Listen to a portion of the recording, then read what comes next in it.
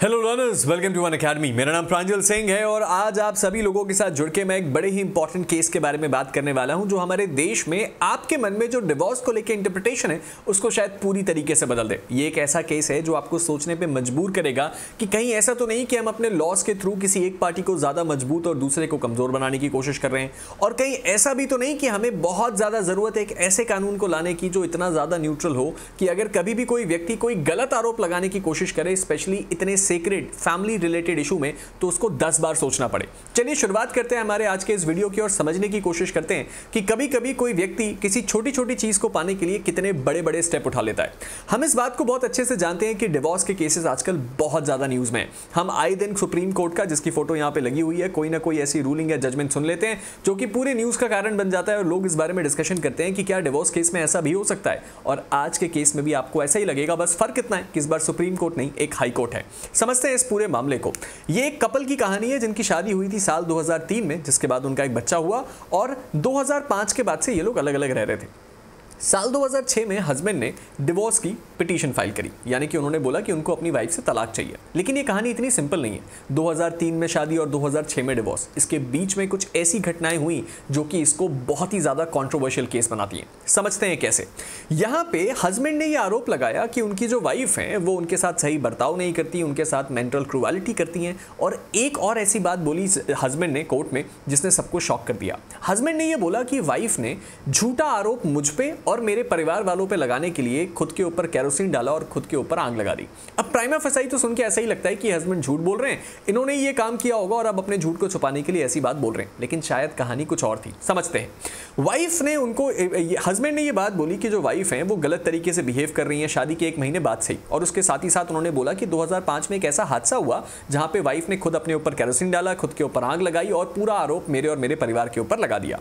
Wife ने इस चीज को जस्ट उलट क्या किया सर, इसको काउंटर किया और उन्होंने काउंटर में बोला कि उन्होंने खुद को आग नहीं लगाई। साथ ही साथ उन्होंने भी बोला कि उनके जो उनके हस्बैंड है, उनके परिवार वालों ने उनके ऊपर केरोसिन डाला और उनके ऊपर आग लगाई। और साथ ही साथ उनके हस्बैंड, चूंकि अब उनका शरीर जल चुका है, अब जो है उनका शरीर बहुत ही अजीब दिखता है, इसीलिए वो उनके हस्बैंड उनके साथ नहीं रहना चाहते। अब इस सिचुएशन में ये मामला सबसे पहले पहुंचा ट्रायल कोर्ट, यानी कि लोअर कोर्ट। लोअर कोर्ट में जब ये मामला पहुंचा तो हस्बैंड को डिवोर्स देने से लोअर कोर्ट ने मना कर दिया। लोअर कोर्ट ने बोला कि जो भी एलिगेशंस हस्बैंड ने लगाए अपनी वाइफ के ऊपर वो इतने सफिशिएंट एविडेंस नहीं है और इस सिचुएशन में हस्बैंड को डिवोर्स ग्रांट नहीं किया जा सकता। लेकिन फिर यह मामला पहुंचता है मध्य प्रदेश की हाई कोर्ट को। यह पूरा मामला एमपी का है। अब जैसे यह मामला एमपी की हाई कोर्ट में पहुंचता है तो एमपी हाई कोर्ट 26 अगस्त 2025 को इसके ऊपर रूलिंग देती है और यह रूलिंग आपके लिए जानना बहुत इंपॉर्टेंट है। समझते हैं एमपी हाई कोर्ट ने 4 कौन से मेजर पॉइंट्स को डिस्कस किया जिसके बाद ये important ruling MP high court ने पास करी। समझिए, सबसे पहले तो एमपी हाई कोर्ट ने ये बोला कि अगर वाइफ खुद को आग लगाए और हस्बैंड और उसके परिवार वालों के ऊपर झूठा आरोप लगाए तो ये अपने आप में मेंटल क्रूएलिटी है। इसको 100% क्रूएलिटी बोला जाएगा और इसके लिए सख्त सजा होनी चाहिए। और इसीलिए उन्होंने बोला कि सर, वाइफ ने खुद के ऊपर आग लगाई, उसके बाद उन्होंने गलत तरीके से अपने परिवार वालों को ब्लेम किया और उसके साथ ही साथ इस तरह की चीजों को करना अपने आप में क्रूएलिटी है। लेकिन एक मिनट, हमने ये कब बोला कि वाइफ ने अपने ऊपर आग लगाई? अभी तक तो हम यही मान के चल रहे थे कि हस्बैंड और उसके जो परिवार वाले हैं उसने वाइफ के ऊपर आग लगाई। ये बात कोर्ट के सामने आई कैसे, इसको समझेंगे हम दूसरे पॉइंट में। अब यहां पे हाई कोर्ट ने इस बात को ऑब्जर्व किया कि वाइफ ने इस बात को क्लेम किया था कि जब उसके ऊपर आग लगाई गई उसके परिवार वाले, जो उसके हस्बैंड के परिवार वाले हैं और उसके जो हस्बैंड है उसके द्वारा, तो उस सिचुएशन में बहुत सारे ऐसे पड़ोसी थे जो उस वाइफ को बचाने आए और उन्होंने आग बुझाई। इसका मतलब एक स्ट्रॉन्ग एविडेंस था हस्बैंड और उसके फैमिली वालों के अगेंस्ट। लेकिन सरप्राइजिंगली वाइफ ऐसे किसी भी नेबर को एज अ विटनेस प्रोड्यूस नहीं कर पाई।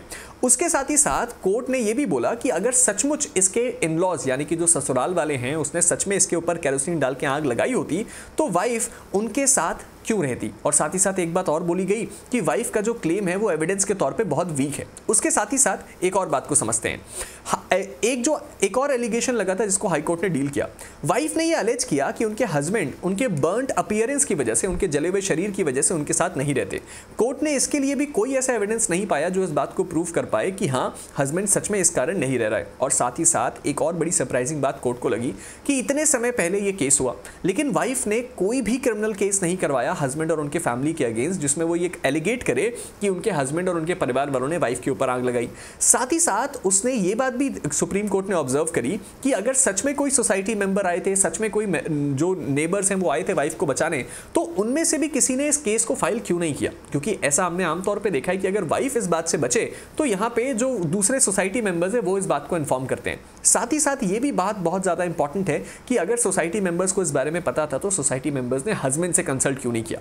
अब इन सारी की सारी चीजों को कंक्लूड करते हुए हाई कोर्ट ने क्या बोला? हाई कोर्ट ने बोला कि भाई देखिए, सबसे पहली बात तो यह है कि वाइफ को जो भी बर्न इंजुरीज हुई हैं उसको हम एड्रेस करते हैं, लेकिन इस सिचुएशन में कोई भी ऐसा सबूत नहीं है जो ये साबित कर पाए कि जो उसके इन-लॉज हैं उसी ने वाइफ के ऊपर आग लगाई थी, और इस सिचुएशन में हस्बैंड के ऊपर जो ब्लेम है वो फॉल्स ही लगता है, और इसीलिए ये अपने आप में एक मेंटल क्रूअलिटी है, और इसीलिए हस्बैंड को सेक्शन नंबर 13 में डिवोर्स ग्रांट किया गया, यानी कि दोनों कपल को section number 13 of the Hindu marriage act के तहत डिवोर्स ग्रांट कर दिया गया और इस शादी को यहां पे खत्म किया गया। अब इंपॉर्टेंट सवाल यह है कि क्या सच में वो वाइफ का क्लेम सही था या गलत? क्योंकि अगर वो क्लेम सही था तो भी बहुत स्ट्रिक्ट एक्शन लेने की जरूरत है, और अगर वो क्लेम गलत था तो भी बहुत स्ट्रिक्ट एक्शन लेने की जरूरत है, और साथ ही साथ काउंसलिंग की भी जरूरत होगी अगर एक क्लेम सच में फेक था, कि इस वाइफ को ये बात पता होनी चाहिए कि अगर वो किस एक्सटेंट तक जाने का सोच सकती है जस्ट बिकॉज कुछ लोगों को गलत प्रूफ करना करे। एक तरह से कहा जा सकता है कि उसने खुद की लाइफ को रूइन किया सामने वाले की लाइफ को थोड़ा सा खराब करने के लिए। तो ये डेफिनेटली एक लुक फॉरवर्ड की चीज होगी। ये मामला आगे अपील में जाता है और आगे क्या चीजें होती हैं,